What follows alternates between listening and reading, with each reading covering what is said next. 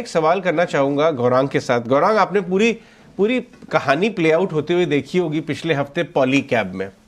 पॉलीकैब जो देश की सबसे बड़ी वायर्स एंड केबल कंपनी और बहुत ही सराहा जाता था, उनमें एक टैक्स का कुछ मामला निकल के आया और उसके बाद दबाव ऐसा कि कई कई दिनों से किसी एफएनओ स्टॉक में देखा नहीं, 25% टॉप से घटा है ये।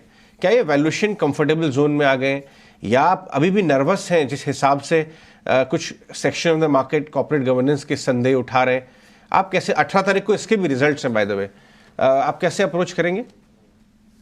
तो अजय, पहली बात तो 5,500 5,600 के स्तर से ये ऊपर स्तर छुआ था इस दिन।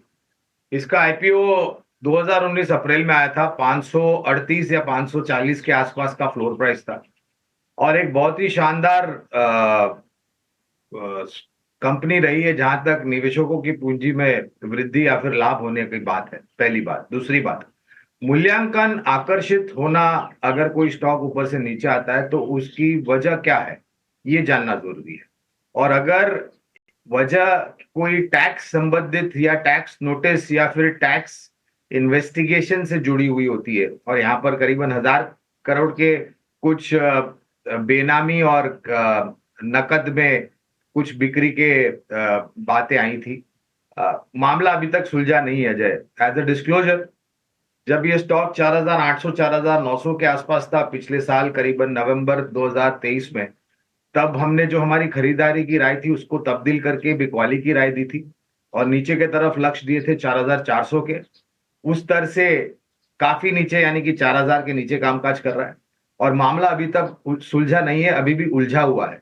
और एक बात यह भी है, पॉलीकैब के पास अगर कुछ निकल करके आता है और कुछ नोटिस होती है और कुछ मांग की जाती है, तो इनके पास और एक ऑल्टरनेटिव है एपेलेट टर्बुलेंट बोर्ड में जाने के लिए। तो जब तक स्पष्टीकरण नहीं आता है जय, तब तक किसी भी तरह का उतावलापन नहीं करना चाहिए। ठीक ठीक है, फेयर पॉइंट। और मैं बता दूं आपको, अपने व्यूअर्स को, कि एनालिस्ट कॉल रिजल्ट्स के ठीक बाद में है, जहां पे मुझे उम्मीद है कि मैनेजमेंट इस मामले में काफ़ी स्पष्टीकरण देंगे अपने शेयर होल्डर्स को, एनालिस्ट को, और उसका बाजार को इंतज़ार भी है।